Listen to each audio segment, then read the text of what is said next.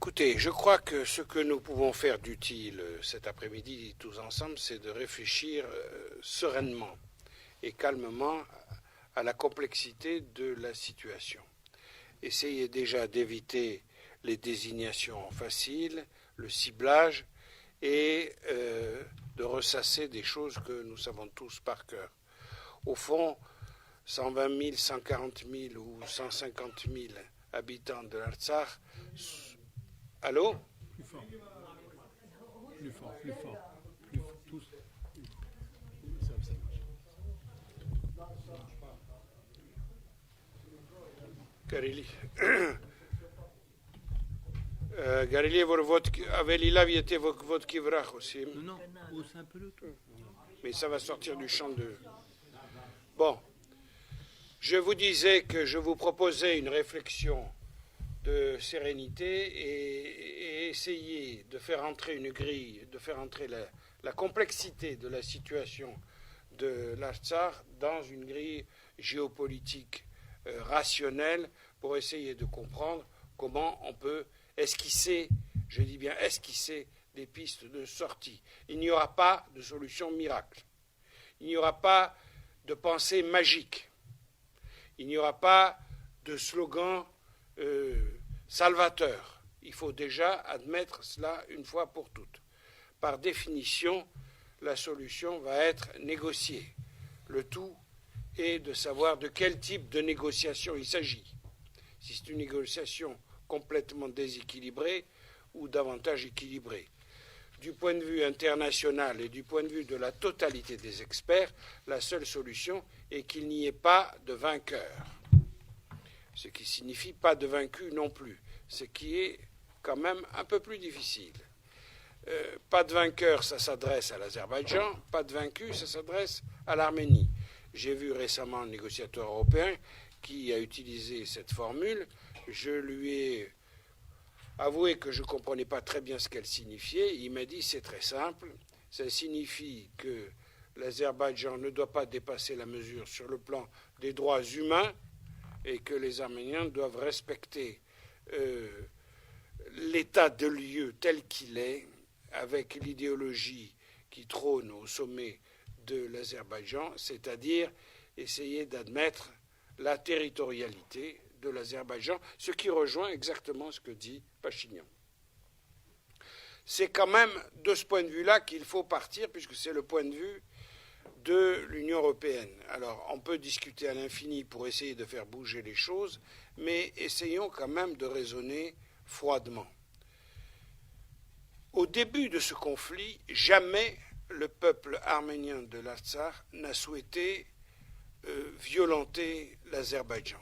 Il a réclamé l'application de la Constitution soviétique et l'expression la plus constitutionnelle et la plus juridiquement correcte d'une diversification et de la possibilité pour un peuple de se détacher du rattachement dont il avait fait l'objet.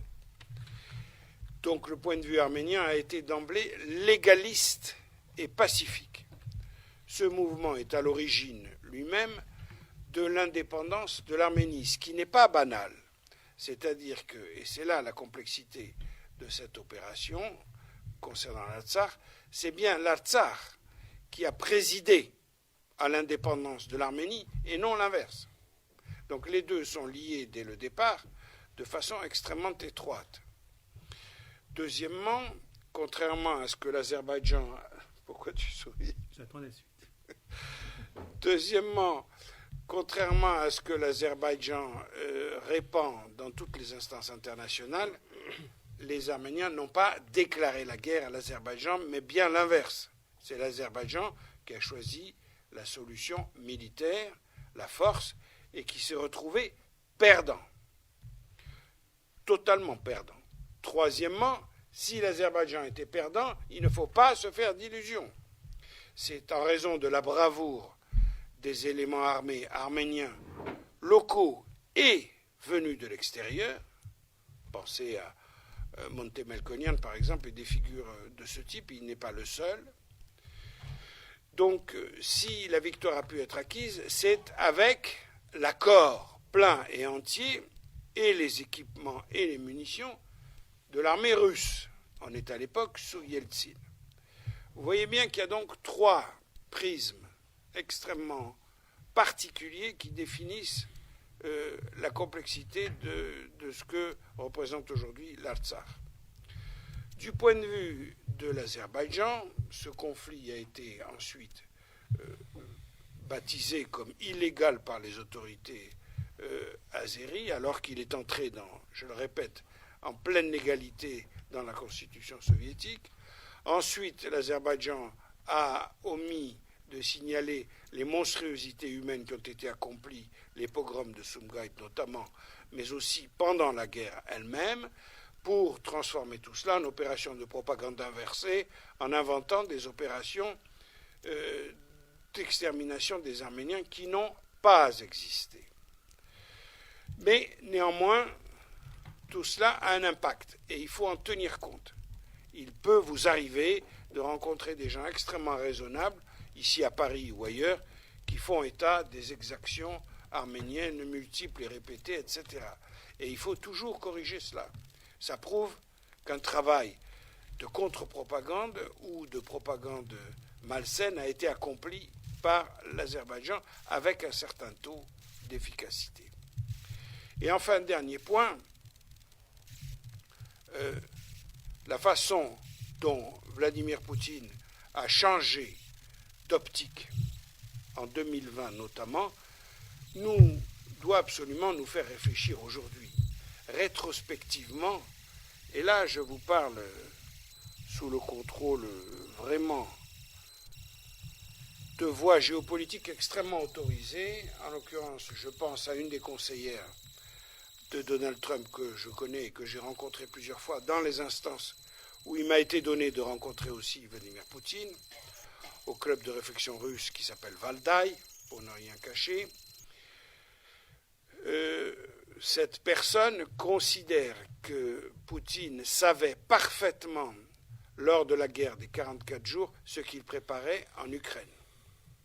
Et que donc pour lui, il y avait là un exercice de répétition dont il a d'ailleurs tiré aucune leçon au plan militaire, puisque l'armée arménienne ressemblait trait pour trait au dispositif de l'armée russe en Ukraine, et que les drones azéris, israéliens ou turcs qui ont frappé l'armée arménienne reviennent aux drones turcs qui ont servi l'armée ukrainienne contre la Russie. Mais néanmoins, il est incontestable que ces conflits sont liés dans l'optique poutinienne d'un empire en voie de recomposition.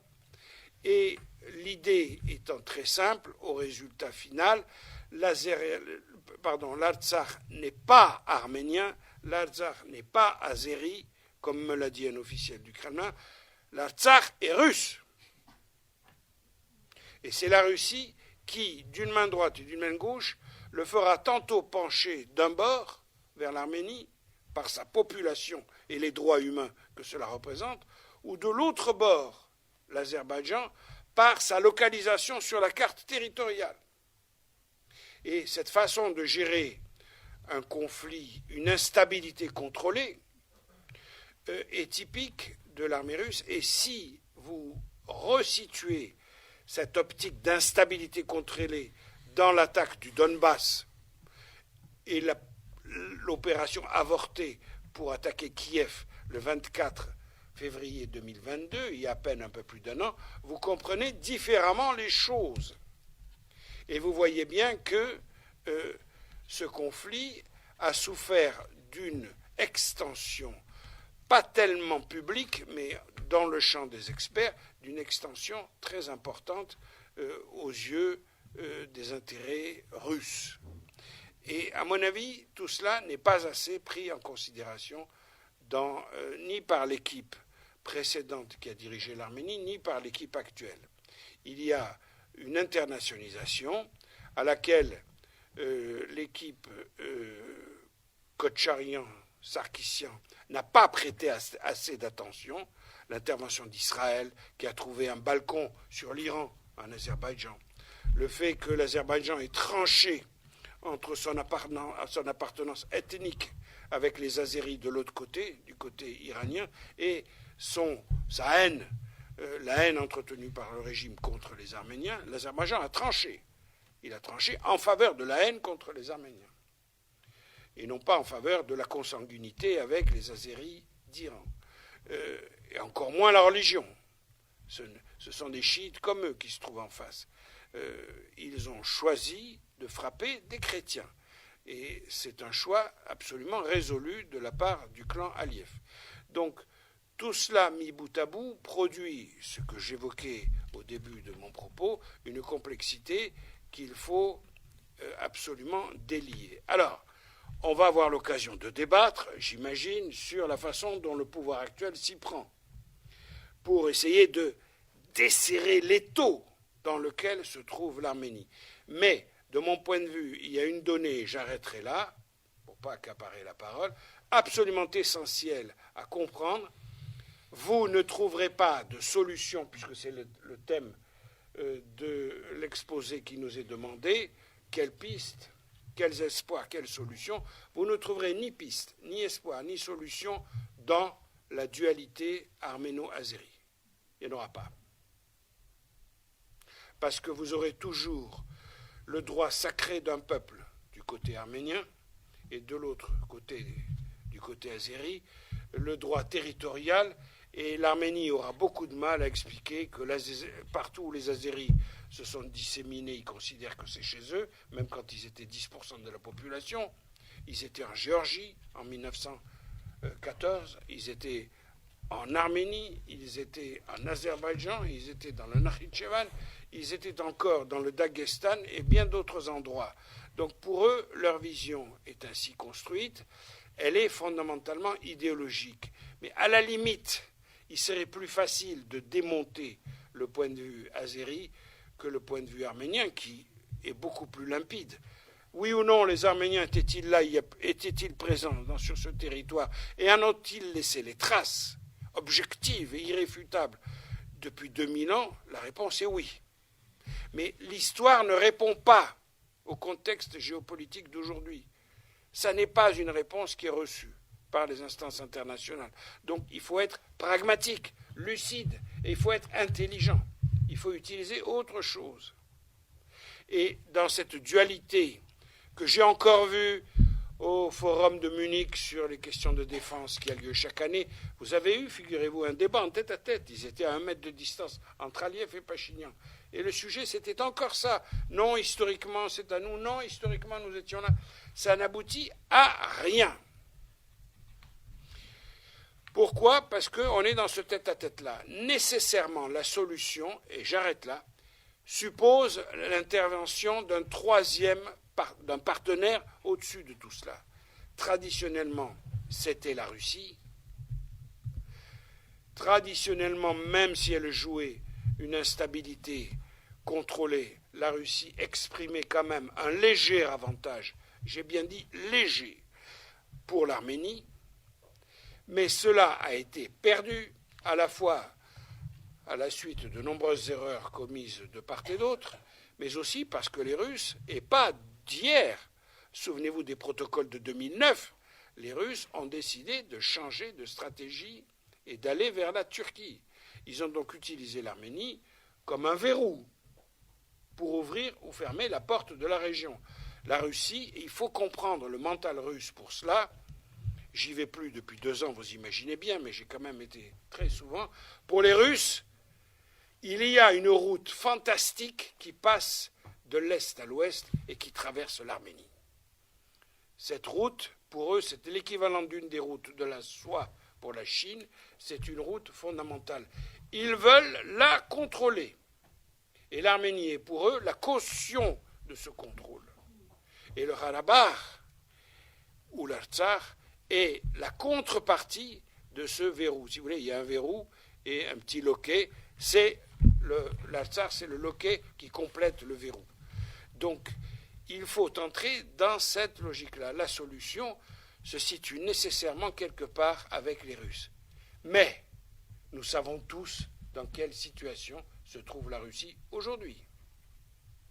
Sur le champ ukrainien, en extrême difficulté et dans une situation qu'il faut bien qualifier d'absurde, d'aberrante. d'ineptes, sur le plan historique comme sur le plan civilisationnel. Voilà pourquoi, j'arrête, voilà pourquoi il faut absolument maintenant que la diplomatie reprenne ses droits de façon différente. Une grosse partie de la solution se situe à Moscou, mais, hélas, aussi à Ankara, puisque telle a été la volonté des Russes, de faire entrer les Turcs dans le jeu. Alors, peut-être, je vous laisse sous cette donne d'espoir, que l'élection d'un nouveau président turc ouvrira le jeu différemment. Je trouve que la solution, elle est peut-être à Ankara, peut-être à Moscou, en tout cas, je le crains partout, sauf à Stepanakert et à Yerevan. La solution ne peut pas venir que des Arméniens qui sont effectivement trop faibles, impuissants par rapport à la situation. Et pour être dans le cœur du sujet, puisqu'il s'agit de parler de la notion d'autodétermination, moi je ne connais aucun exemple récent d'un pays qui a joué la carte de l'autodétermination et qui ne se soit pas fini de toute façon par l'indépendance. Donc très bien, admettons que nous jouions d'abord la carte de l'autodétermination pour l'Artsakh, pour effectivement ensuite envisager l'indépendance. Ça veut dire, comme on l'a dit en préambule, que, admettons qu'il n'y a pas eu cette déclaration unilatérale de 1991 d'indépendance de l'Artsakh, que donc l'Artsakh admet provisoirement faire partie de l'Azerbaïdjan pour pouvoir réclamer son autodétermination. C'est impossible. Comment voulez-vous demander à l'Azerbaïdjan de l'intégrer, même si c'est provisoirement, pour pouvoir demander son autodétermination, alors qu'aujourd'hui on sait que en Azerbaïdjan, il n'y a pas la liberté d'association, pas la liberté de réunion, pas la liberté d'opinion. Les opposants sont soit en prison, soit en exil, soit morts. C'est une dictature autoritaire. L'Azerbaïdjan aujourd'hui ne remplit aucune des qualités qui sont admises normalement par la communauté internationale pour faire partie de cette communauté internationale. Donc pourquoi un peuple, quel qu'il soit, arménien ou autre, demanderait à être intégré dans un pays qui ne respecte pas les règles internationales? C'est aberrant. Donc la notion d'autodétermination, regardez, prenons exemple avec le Kosovo. On peut faire beaucoup de comparaisons entre l'Artsakh et le Kosovo. Mais je prendrai juste celle-là. Le Kosovo n'a jamais demandé son autodétermination. Pourquoi? Parce qu'ils avaient une autonomie depuis 1980 qui a été abolie par Milosevic en 1989. Et ensuite, quand cette autonomie a été abolie, le Kosovo continue à faire partie de la République socialiste, de la Fédération République socialiste de Yougoslavie, n'a pas demandé son autodétermination. Parce qu'il y a tout de suite eu un mouvement très violent qui était l'Utcheka, qui était plus ou moins financé par les Américains d'ailleurs, mais ce n'est pas le sujet. Tout de suite, on est passé à la carte de la violence, de la lutte contre l'armée serbe, l'armée yougoslave en l'occurrence, et le Kosovo faisait partie de la République de Serbie. On n'a pas envisagé l'autodétermination, alors qu'il y avait une figure admirable de la résistance albanaise du Kosovo, qui était Ibrahim Rugova, qui était un pacifiste, qui n'est pas du tout violent, qui a été totalement débordé par l'Utcheka, qui lui aurait pu jouer cette carte de l'autodétermination. Il n'en a pas eu le temps, il n'a pas eu le loisir. Les événements ont donné raison aux violents, ont donné raison aux Albanais du Kosovo radicaux. Ils ont donné raison, puisqu'aujourd'hui le Kosovo est indépendant, pas reconnu par tous les pays, évidemment pas par la Serbie, mais même pas par l'Espagne, et par un certain nombre de pays de l'Union européenne, ni par la Russie, ni par la Chine, etc. Mais peu importe. En l'occurrence, le Kosovo aujourd'hui a une reconnaissance internationale. Mais comment il s'est sorti de cette affaire? Comment il est arrivé à l'indépendance? Par la violence et par le soutien de la communauté internationale, qui l'a soutenu pour une raison très simple, en disant « Mais en face, vous avez un pays, la Yougoslavie ou la Serbie, qui ne respecte pas les règles internationales. » Ah bon? Alors, on aide le Kosovo, nous, la communauté internationale, parce que ce sont des combattants, des résistants à une oppression d'un régime dans lequel il n'y a pas de liberté d'opinion, pas de liberté de réunion, pas de liberté d'association, pas de liberté de presse, pas de liberté politique. Et pour l'avoir vraiment pratiqué, moi je suis allé 60 fois dans cette région pendant que j'étais grand reporter, l'autoritarisme qui existait en Yougoslavie, celui d'Aliyev n'a rien à lui envier. Il est parfois même beaucoup plus violent. Donc dans ce cas-là, pour le Kosovo, on a admis que ça ne servait à rien de passer par l'autodétermination, parce que qu'est-ce que vous voulez être autodéterminé dans un pays qui ressemble à une dictature? Mais sur l'Azerbaïdjan, on serait prêt à l'admettre. Mais c'est absurde. Enfin, on nie nous-mêmes notre identité, nos valeurs en faisant ça. Donc aujourd'hui, la solution, l'hypothèse d'autodétermination, à mon avis, est une aberration. Il faut partir du principe que l'ARTSAR a demandé son indépendance en 1991, et il n'y a qu'une chose à faire, c'est de reconnaître cette indépendance. Il y a aussi, je crois, je ne suis pas un juriste, et encore moins juriste international, mais il y a cette notion de sécession-remède, je crois qu'il existe, Oui. qui peut être en tout cas creusée, qui avait d'ailleurs été envisagée pendant la guerre des 44 jours. Moi j'ai rencontré un juriste, d'ailleurs à Yerevan, qui venait justement pour envisager cette hypothèse-là. Je ne sais pas si ça protégerait, ça serait un remède efficace, mais en tout cas, c'est peut-être une voie à creuser. Mais encore une fois, cette notion d'autodétermination ne peut s'envisager que si on a un interlocuteur, en l'occurrence Aliyev, qui joue le jeu de la diplomatie internationale dans ses grandes valeurs. Et ça n'est pas le cas. Alors vous allez me dire, oui, mais dans le même temps, on continue à faire du commerce, on achète du gaz, du pétrole, qui est d'ailleurs plutôt russe qu'azéri, comme vous le savez, dans beaucoup de cas. Donc c'est à mon avis ça l'enjeu, c'est-à-dire que aujourd'hui, si la communauté internationale se comportait normalement, elle ne condamnerait pas Aliyev pour ce qu'il fait, elle le sanctionnerait. Elle le sanctionnerait économiquement, elle le sanctionnerait financièrement, au lieu de quoi notre ministre des Affaires étrangères, qui devait aller en Arménie la semaine prochaine pour voir comment, à la suite de nombreux hommes politiques français, il va, mais en passant aussi par Bakou, où elle va vendre 12 Airbus. Enfin, elle va aider à la vente de 12 Airbus. Donc évidemment, tout est dit. À un moment donné, elle devait apporter son soutien, le soutien du président de la République française au petit peuple arménien, au lieu de quoi elle va en Géorgie, en Azerbaïdjan, en Arménie, et en Azerbaïdjan pour en plus accompagner des chefs d'entreprise et vendre des avions européens. Donc c'est un résumé absolument tragique de la situation et de l'impasse dans laquelle se trouve l'Arménie et l'Artsakh aujourd'hui, qui est qu'il y a un enjeu économique, financier, qui prend le dessus sur l'enjeu humain. Et moi, je pense qu'on doit continuer à se battre pour l'enjeu humain. C'est notre devoir, c'est une nécessité, parce que je pense que c'est nous qui avons raison, parce que notre Union européenne, notre Europe s'est bâtie sur ces valeurs-là, et ce sont ces valeurs-là qui aujourd'hui irriguent encore l'Arménie, jusqu'au jour où peut-être l'Arménie en aura assez de ces valeurs-là qui l'empêchent de vivre correctement, et encore plus l'Artsakh, face à un pays qui, lui, ne les respecte pas. Donc, si on est vraiment logique, partons sur cette notion d'indépendance à reconnaître, et cette notion de condamnation et de sanction réelle, et pas théorique, depuis des semaines et des semaines, depuis en l'occurrence 4 mois, depuis le blocage du corridor de la Chine, on ne cesse d'entendre des condamnations. Mais des États-Unis, de Blinken lui-même, de la Cour internationale de justice, d'Amnesty International, tout le monde a condamné quasiment unanimement ce blocage. Et ça a servi à quoi? Mais rien du tout. Donc à un moment donné, si condamner, c'est de se donner bonne conscience, oui, mais ça ne fait pas avancer le sujet. Donc il faut aller au-delà de la condamnation. Enfin, arrêtons d'être dans le il faut, il y a qu'à, parce que c'est le pire. Mais en l'occurrence, je pense que il faudrait plutôt passer à l'étape supérieure, qui est vraiment de taper là où le pays peut être sensibilisé, en l'occurrence l'Azerbaïdjan, qui aura à terme une faiblesse dans ses hydrocarbures, parce que ces hydrocarbures en mer Caspienne les réserves ne sont pas infinies, donc la richesse, la fortune actuelle de l'Azerbaïdjan n'est pas éternelle. Mais moi, il me semble que dans le régime actuel de l'Azerbaïdjan, il y a suffisamment de preuves de corruption, de détournement et de violence contre les droits de l'homme pour justifier d'une action ferme contre ce pays, qui fait que l'histoire d'autodétermination tombe d'elle-même. Encore une fois, comment voulez-vous faire entrer une région qui en plus est peuplée à 99%?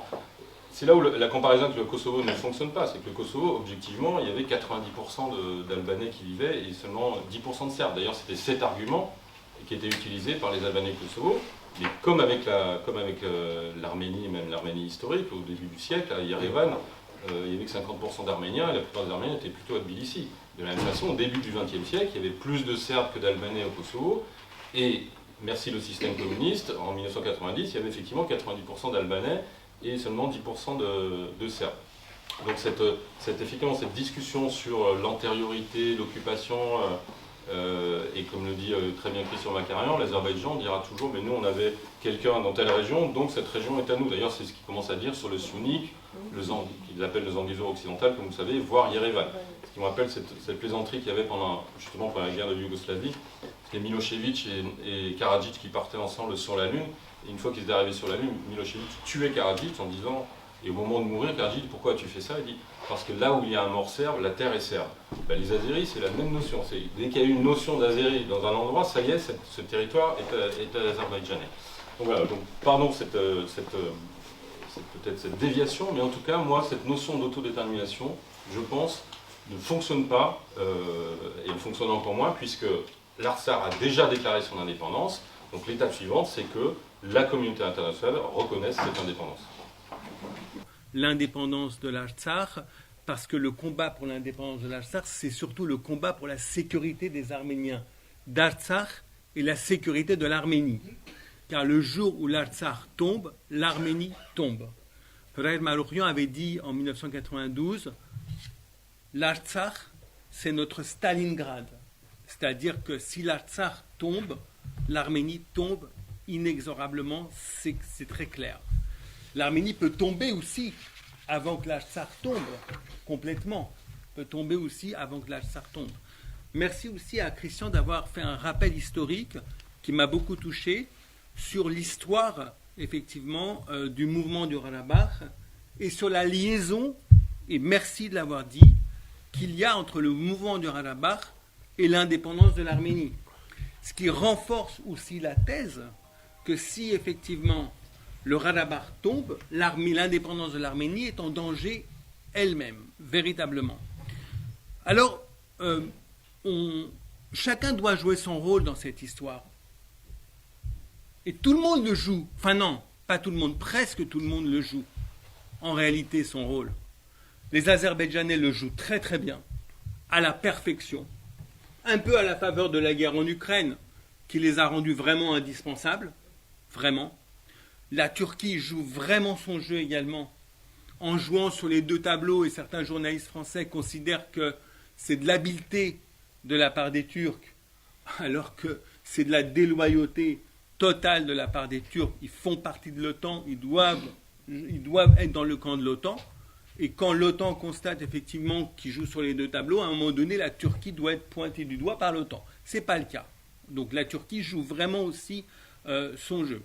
L'Iran joue son jeu aussi en montrant les dents uniquement lorsque le Zangezur est en danger, mais parce qu'ils veulent protéger la frontière et il y a quand même 20 millions d'Azéris au nord de l'Iran, beaucoup assimilés, mais malgré tout azerbaïdjanais, et donc l'Iran ne veut absolument pas l'affaiblissement de la frontière avec l'Arménie à la faveur de l'Azerbaïdjan et la Turquie.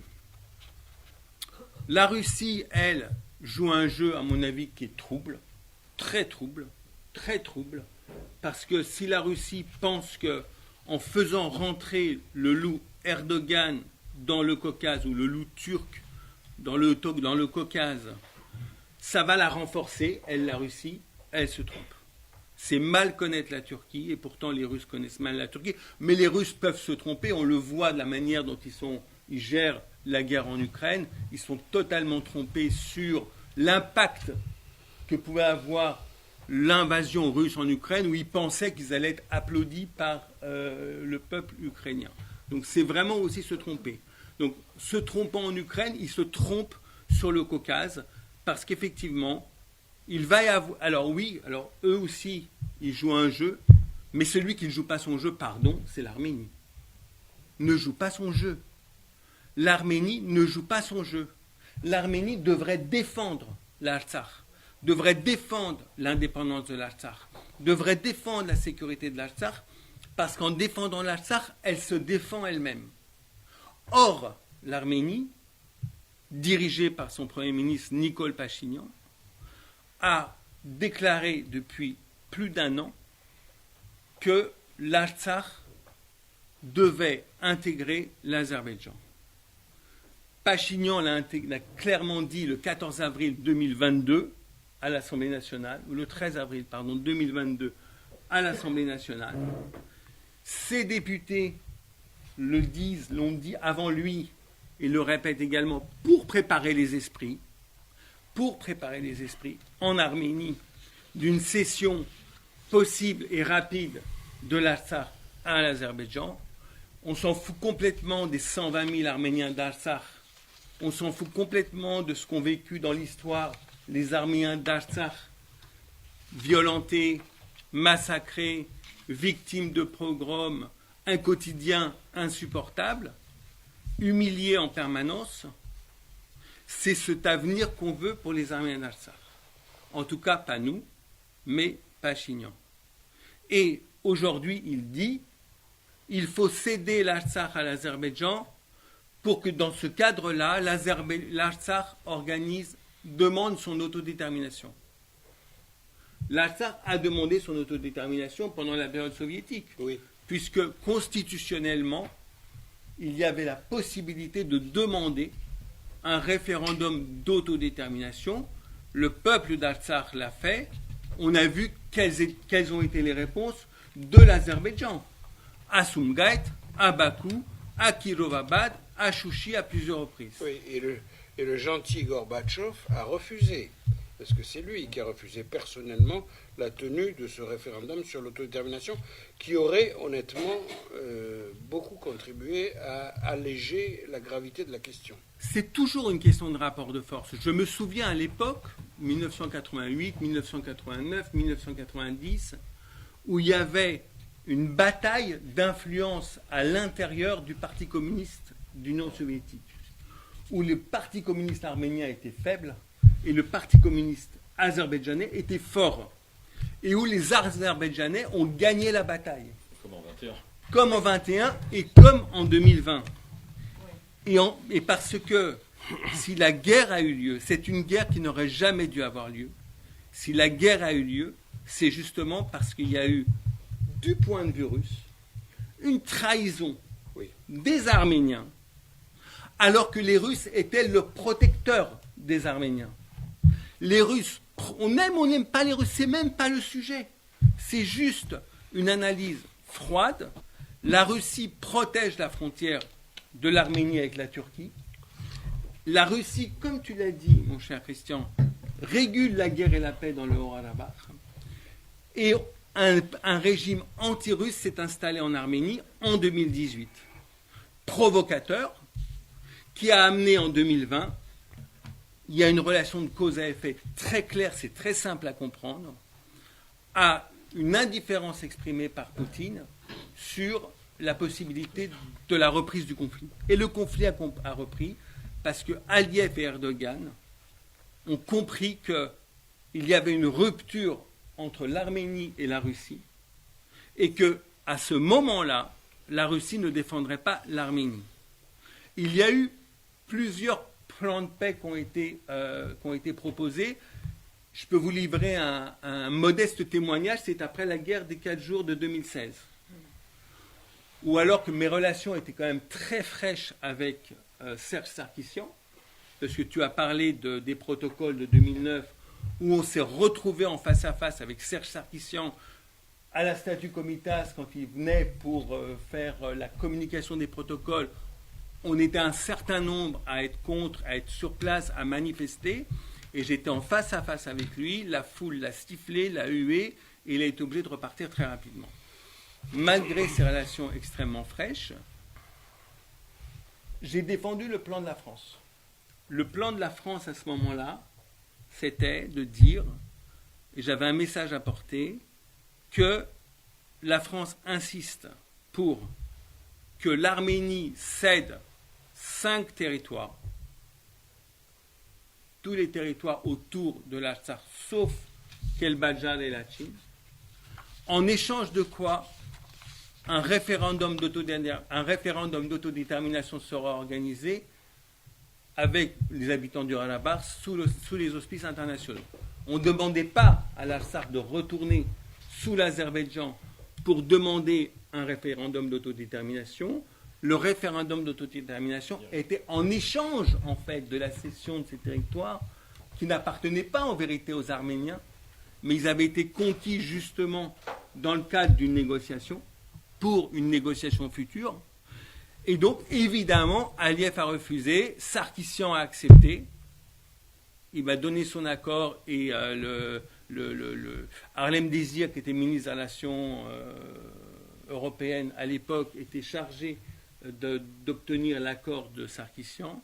L'Arménie a accepté et évidemment, l'Azerbaïdjan a refusé parce que l'Azerbaïdjan se surarmait et attendait ce moment où... C'était trop tard.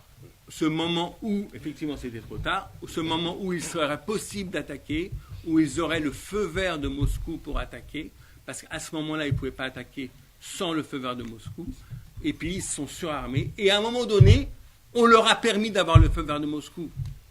Nous leur avons permis d'avoir le feu vert de Moscou.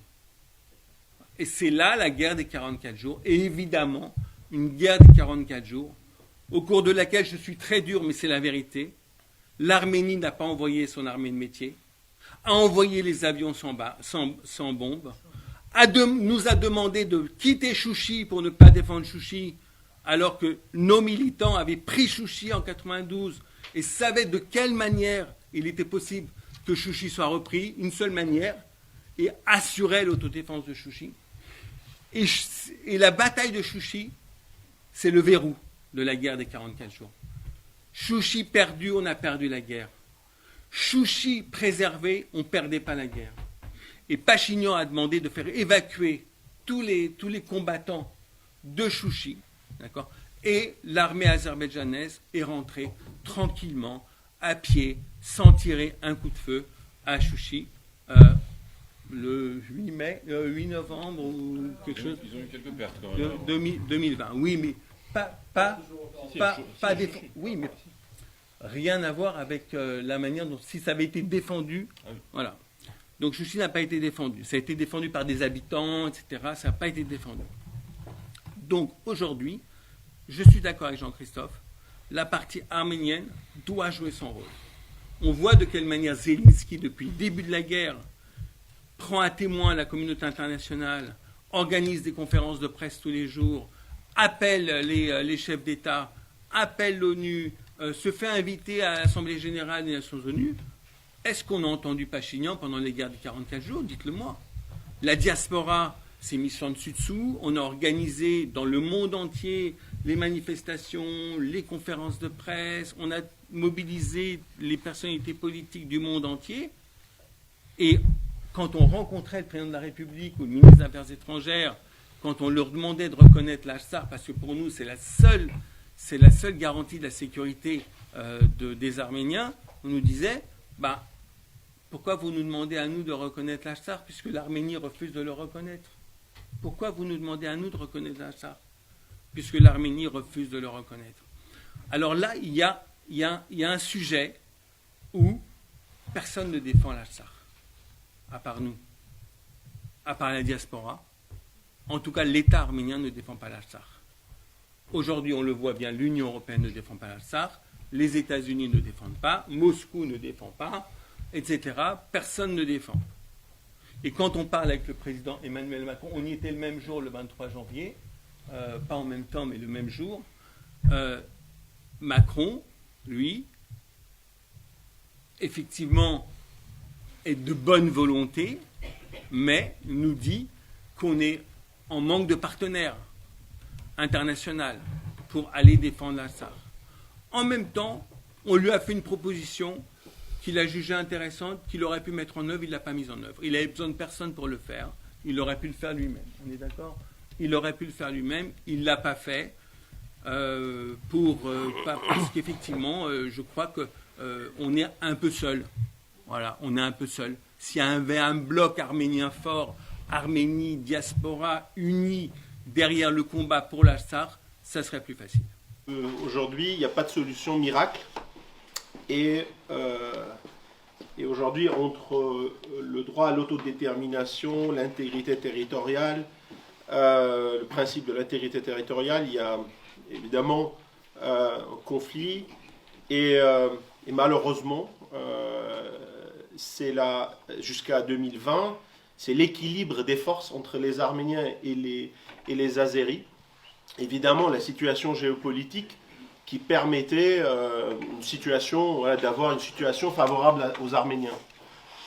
Cette situation a changé lorsque cet équilibre a été rompu, lorsque les Arméniens, malheureusement, l'armée arménienne s'est affaiblie à cause d'une politique vraiment erronée du pouvoir. Et aujourd'hui, on a une situation vraiment catastrophique. Vraiment une situation catastrophique où, comme disait Mourad, il n'y a pas de... si on regarde du prisme arménien, malheureusement, il n'y a pas un défenseur, voilà, il y a pas l'État arménien qui doit prendre ce rôle ne défend pas le droit à l'autodétermination des Arméniens d'Artsakh. Au contraire, vous disiez, ils essayent de desserrer les taux, mais entre une situation complètement défaitiste et une situation où on déclare la guerre, il y a quand même un milieu, un juste milieu, et aujourd'hui, malheureusement, on ne pense pas que cette position est tenue par le gouvernement arménien. Donc aujourd'hui, comment sortir de cette situation? Évidemment, c'est très très difficile. On peut pas. C'est la solution. Il faut qu'on cherche la solution. Évidemment, au niveau externe, au niveau régional, mais tout d'abord, les Arméniens, il faut qu'ils cherchent la solution en interne. Comment être maître de son destin, comment arriver à avoir une influence sur la situation au niveau en interne et au niveau régional. Moi, je pense qu'avant tout, il faut renforcer l'État arménien. Renforcer l'État arménien, ça veut dire avoir une armée forte, une armée qui arrive à comment dire, recréer l'équilibre avec les Azéris, une diplomatie forte, une diplomatie qui est compétente, une diplomatie qui arrête de penser que le changement de vecteur géopolitique de l'Arménie va sauver l'Arménie. Non, aujourd'hui, même si l'alliance avec la Russie est imparfaite, et évidemment, on n'est pas d'accord avec ce que font les Russes, mais aujourd'hui, sans les Russes, il ne restera pas un Arménien en Artsakh. Donc il faut quand même savoir ça. Et donc entre ce qu'on fait vis-à-vis de l'OTSC et avec ce qu'on fait vis-à-vis de l'OTAN, où la semaine dernière, le ministre de la Défense d'Arménie était au siège de l'OTAN et même jour, il y a eu 4 morts. Donc je ne sais pas si c'est une coïncidence ou pas. Donc voilà, bon, je ne vais pas énumérer parce qu'on ne va pas rentrer dans les caricatures, mais on sait très bien que la diplomatie arménienne, il faut qu'elle soit, comment dire, qu'elle puisse avoir cette pensée stratégique et qu'elle arrête de penser que l'Occident, c'est parce qu'on est chrétien que l'Occident va nous sauver. Malheureusement, on se trouve dans une zone où le maître, sont les Russes. Donc, bon, après, il ne faut pas, je ne dis pas être vassal des Russes, mais il faut quand même savoir ça. Et ce changement de vecteur géopolitique a été déjà désastreuse, mais peut nous conduire à perdre l'État arménien. Donc, une armée forte, une diplomatie qui sert les intérêts des Arméniens et qui n'est pas au lieu de servir les intérêts aujourd'hui de l'OTAN parce qu'on sait très bien que on essaye d'éloigner l'Arménie, la Géorgie, tout ce qui se passe en Géorgie aujourd'hui, c'est pas un hasard aussi. On essaye d'éloigner ces pays-là des Russes, diminuer l'influence des Russes. Donc aujourd'hui, voilà, un recentrage de la diplomatie arménienne et après créer l'unité au sein des Arméniens. Aujourd'hui, malheureusement, même dans les familles arméniennes, il y a des désaccords. Et cet désaccord et cette situation-là a été aussi pendant des années, comment dire, manipulé et créé. Donc il faut l'unité du peuple arménien et il faut sortir de ce défaitisme. Aujourd'hui, il faut plus vraiment, s'il faut sortir, si on veut sortir de cette situation, il faut qu'on puisse, encore une fois, se dire que l'avenir dépend aussi de nous. L'avenir ne dépend pas que des Russes, des États-Unis, des Européens. L'avenir dépend de nous. Et je pense que tout ce que fait aujourd'hui le pouvoir, c'est d'essayer de dire que non, ça ne dépend pas de nous. Il faut c'est la paix avec les Turcs et les Azéris qui vont nous garantir un avenir en Arménie. C'est exactement ce qu'a dit Hrant Dink. Et on sait tous, malheureusement, voilà, le sort de Hrant Dink. Hrant Dink parlait bien sûr du génocide, mais il croyait à l'amitié des peuples arméniens et des Turcs et tout ça. Mais on sait ce qui se... Évidemment, on ne dit pas qu'on est... je ne veux pas tomber dans l'extrême caricature ou il faut qu'on déclare demain la guerre. Non, mais aujourd'hui, lorsque Aliyev nous dit qu'il veut Yerevan, qui dit que les Arméniens sont des chiens. Désolé. Lorsque Aliyev un parc de trophées au Bakou, donc il faut être lucide. C'est juste ce que je dis. Il faut être lucide et il faut savoir se défendre. C'est tout. Il faut savoir se défendre. Voilà. On nous dit qu'il n'y a pas de solution magique, pas de solution miracle. L'Arménie doit être forte, etc. L'indépendance de l'Artsakh. Alors, on nous dit, pourquoi voulez-vous qu'on reconnaisse l'Artsakh puisque l'Arménie ne l'a pas reconnu? Est-ce que si l'Arménie reconnaît l'Artsakh, d'autres pays suivront? Ou est-ce que si un autre pays tiers par miracle reconnaît l'Artsakh, ça changera les choses? Il y a un concert international tout à fait d'accord pour ne pas reconnaître cette indépendance. D'accord? Donc la seule possibilité réelle, effectivement, ce qu'a signalé Franck, c'est Yerevan peut unilatéralement proclamer l'indépendance de l'Artsakh. Mais à ce moment-là, Yerevan ouvre, il faut qu'il soit fort militairement, immédiatement un conflit avec l'Azerbaïdjan. On peut faire ça. Il existe déjà. Mais non, mais un conflit ouvert. Pour l'instant, on est en cessation de la phase militaire. C'est l'argument depuis 30 ans de dire, de la part de l'Europe, de demander à l'Arménie de ne pas reconnaître l'indépendance de l'Artsakh pour pouvoir ensuite, pour pas bloquer les négociations éventuelles. Mais les négociations, ça fait 30 ans qu'elles ont eu lieu et à la fin, c'est l'Azerbaïdjan qui attaque l'Artsakh. Donc ça n'a servi à rien de respecter ce que tu as dit en ouverture. Oui. L'Artsakh a fait ça dans le légalisme le plus total par rapport à la constitution de l'Union soviétique. Le résultat, on le connaît. Donc, moi, je ne sais pas. Ce que je vois, c'est que, Jean-Christophe, il y a une population de 9,5 millions d'habitants d'un côté, de moins de 3 millions de l'autre. Il y a une armée qui s'est extrêmement modernisée et qui a utilisé l'argent du pétrole pour acheter toutes sortes de matériel, mais aussi des concepts qu'ils ont scandaleusement empruntés à l'OTAN via la Turquie, car la Turquie a pris des méthodes tactiques du cahier de l'OTAN, puisqu'elle est membre de l'OTAN, et elle les a offerts gratuitement à l'Azerbaïdjan. Oui. Donc il y a quand même beaucoup de choses à signaler. L'Arménie est en situation d'infériorité. Oui, mais est-ce que c'est dans cette situation d'infériorité? Je termine et je te laisse. Elle sera toujours en situation d'infériorité. Est-ce que c'est dans cette situation-là que la solution la plus indiquée est la proclamation unilatérale d'indépendance?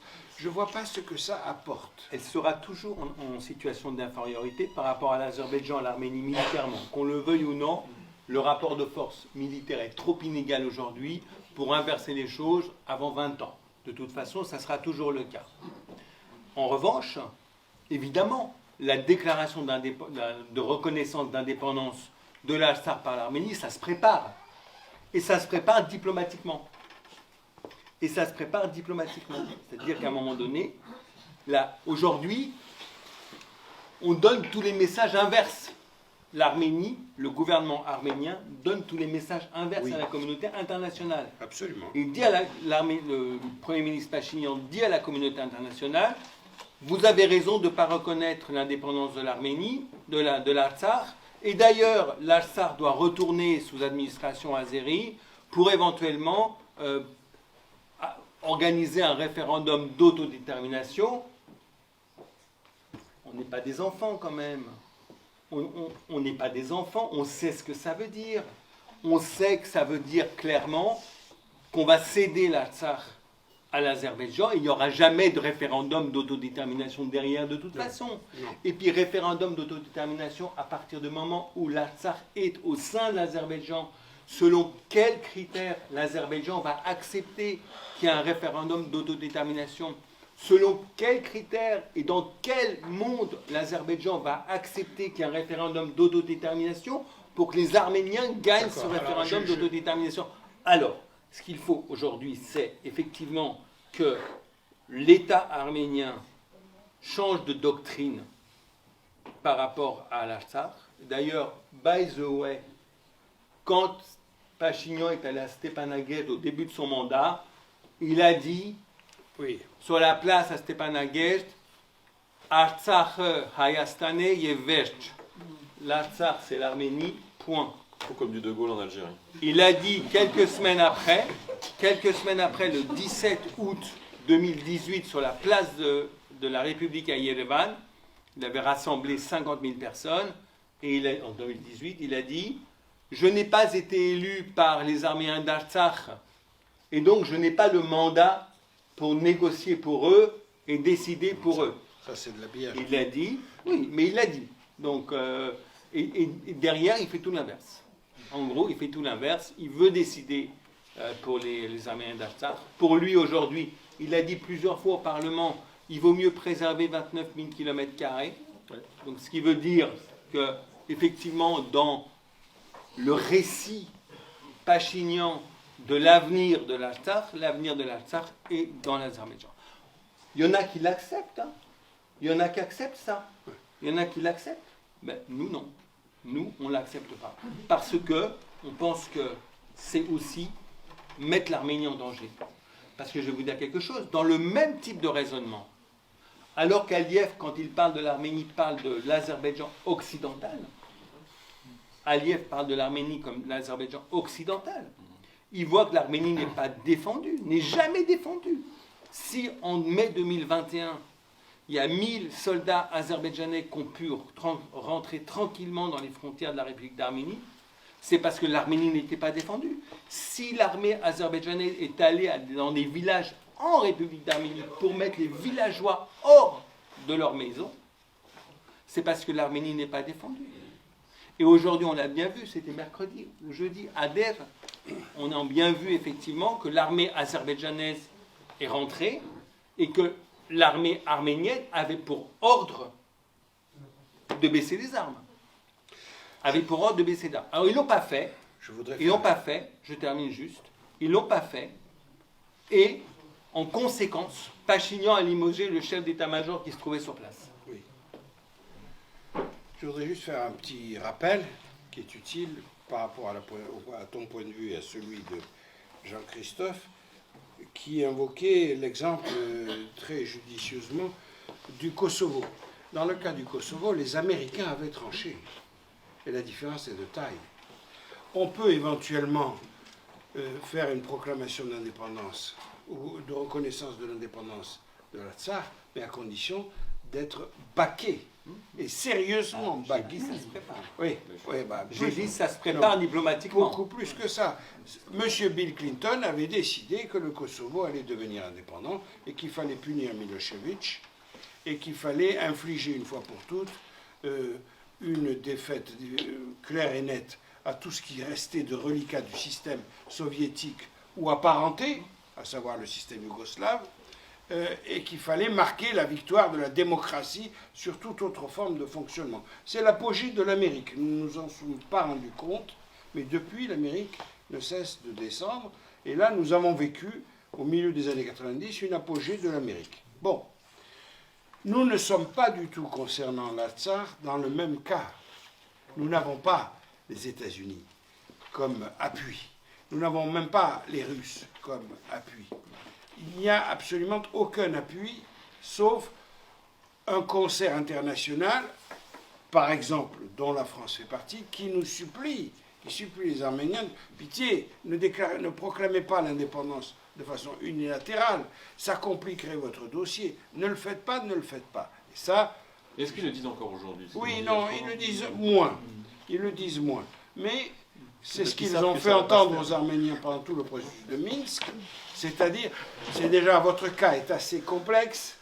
N'aggravez pas votre cas en proclamant de façon unilatérale Et l'indépendance. reconnaître que le conflit de 2020 a quand même changé ce point de vue, par définition. Oui, il l'a changé, mais on peut éventuellement utiliser l'argument de l'indépendance si on a un appui. Mais à l'heure actuelle, on n'en a aucun. Celui de la France qui est... La France ne peut pas le faire. Non, monsieur, parce que la France est dans une position... Qu'est-ce qui empêche la France de le faire? La volonté. Parce qu'elle est dans une proclamation verbale d'amitié. L'amitié est un mot qui n'a aucun sens au plan géopolitique et diplomatique. Hein. C'est des sentiments humains, mais au niveau politique, le mot amitié n'existe pas. C'est d'ailleurs pas par hasard que Xi Jinping a utilisé le mot d'amitié sans limite avec Poutine, parce que c'est un mot qui n'existe pas, et qui sait très bien qu'en vérité, la Chine poursuit des objectifs tout à fait différents de ceux de la Russie. Mais moi, je suis d'accord avec monsieur. Je pense que la France devrait prendre ce créneau de champion du soutien à l'Arménie et à l'Artsakh. On est dans une situation qui est un peu différente. Je suis d'accord sur le principe avec toi que le mot amitié n'existe pas en politique. C'est la gestion des intérêts. Et la France n'a pas beaucoup d'intérêt en Arménie, ça c'est clair. Elle n'a pas beaucoup d'intérêt en Arménie. Qui est-ce qui a beaucoup d'intérêt en Arménie? Effectivement, la Turquie, l'Azerbaïdjan et la Russie, il faudrait qu'elles s'en souviennent un petit peu. Et l'Iran. Alors aujourd'hui, par contre, il y a effectivement la France, c'est le pays des droits de l'homme, des libertés, le pays des Lumières. Elle pourrait, avec un président qui pourrait avoir le courage de prendre ses responsabilités, elle devrait le faire. La France devrait prendre ses responsabilités et aller à l'encontre du mode de fonctionnement traditionnel en politique, y aller de manière désintéressée. Pour cela, il fallait qu'elle avance avant le conflit d'Ukraine. Depuis, ben oui, il fallait faire ce que tu dis, mais à ce moment-là que Emmanuel Macron, l'accomplisse, fasse déjà des pas significatifs avant la déclaration de guerre de la Russie à l'Ukraine.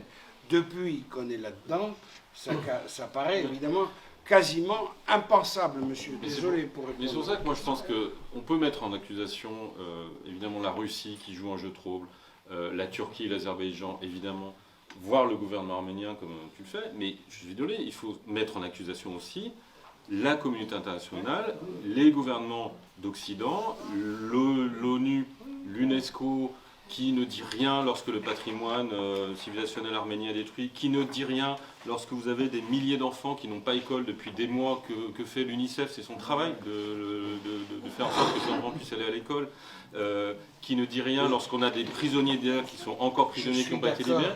Donc c'est nous qui sommes responsables, et Emmanuel Macron qui nous a fait des promesses, pas tout à fait les mêmes, mais quasiment avec le CCF ou avec Sylvain Tesson, moi quand on est allé le voir, qui nous a dit les yeux dans les yeux, sur nos propositions, je vais aller à Goris faire un grand discours, je vais faire un pont humanitaire, il ne l'a pas fait. Donc c'est aussi... Alors moi je suis plus neutre que vous par définition, mais je trouve que c'est à nous de nous mettre en accusation.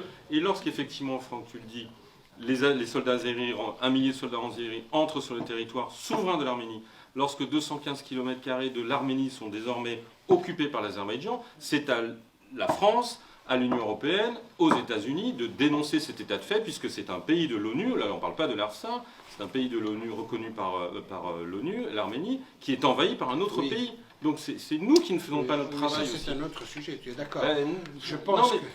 Quand après on parle de l'indépendance, ça serait pas bien de reconnaître l'indépendance, mais c'est déjà pas bien de ne pas faire le minimum qui est dans les statuts des Nations Unies. Je nourris toutes les réserves possibles au plan du droit international quant à la proclamation unilatérale de reconnaissance d'indépendance. En revanche, sur le franchissement des frontières par l'Azerbaïdjan, c'est une violation catégorique du droit international qui appelle une riposte immédiate. Et cette riposte, comme l'a rappelé Franck, ne vient pas de la part de l'armée arménienne, parce que l'armée arménienne, disons-le, est totalement désorganisée à l'heure actuelle, elle n'est pas encore en situation de répliquer. Quand il y a des répliques... C'est parce que l'armée arménienne ne réplique pas que les instances internationales ne condamnent pas? Non, non. Il y a pas, Ce ça que pourrait je faire dis, aussi. c'est la chose suivante, la priorité des priorités. Avant toute forme, c'est de gagner du temps pour que l'Arménie On est d'accord. reconstitue une force militaire significative et avec des bouchées doubles. Or, je ne vois rien de tel. Je vous donne 2-3 exemples. Il y a en Suisse une armée populaire. Il y a le rappel des réservistes. Il y a le fait, comme en Israël, que les femmes puissent être enrôlées. Il y a la mobilisation par l'armée populaire, c'est-à-dire tous les stades de défense d'un village, d'un champ, d'une frontière, même quand elle n'est pas bien fixée, devraient être mobilisés par le gouvernement arménien. Ceci n'est pas contradictoire avec la déclaration signée le 9 novembre 2020 par Pachinian. Cette déclaration quasiment de capitulation. Ça n'est pas contradictoire. Il y a donc une marge de manœuvre possible et cette marge n'est pas utilisée. Quand vous aurez reconstitué une force répliquant aux agressions azéries significatives, alors peut-être vous pourrez envisager la discussion que nous avons là sur l'indépendance. Mais ce n'est pas le premier stade. Le premier stade, c'est la reconquête de souveraineté de la République d'Arménie qui est violée, quotidiennement ou presque. Ceci doit être restauré afin que la notion de frontière ait un sens. Et là, il doit y avoir une réaction arménienne, et je suis désolé, il n'y a pas de réaction de ce type-là par la constitution d'une armée populaire inscrite dans tous les rouages de la société. Ça n'est pas vrai.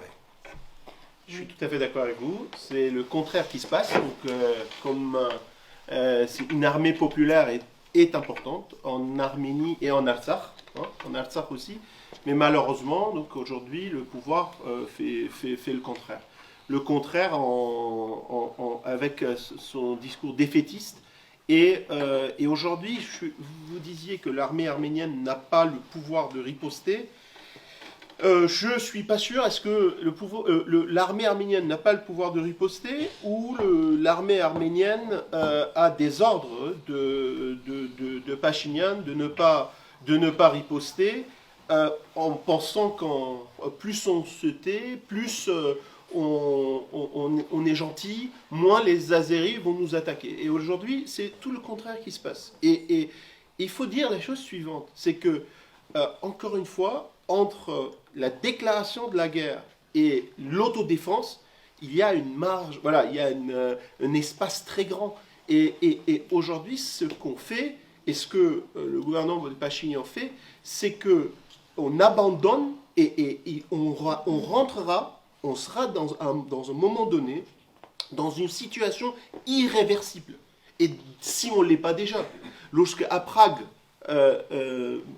Pachinian accepte et admet l'intégrité territoriale de l'Azerbaïdjan et considère que le Karabakh fait partie de l'Azerbaïdjan, c'est vraiment une situation, on rentre, et avec l'accord, vous savez, on sait tous aujourd'hui qu'il y a 2 versions d'accords de paix qui sont discutées. La version russe, où le statut de Karabakh n'est pas déterminé, et malheureusement, l'accord le texte, on va dire, des Occidentaux, où on considère que c'est terminé. Et aujourd'hui, le gouvernement de Pachinian est plus, et vraiment, aujourd'hui, on s'oriente vers cet accord.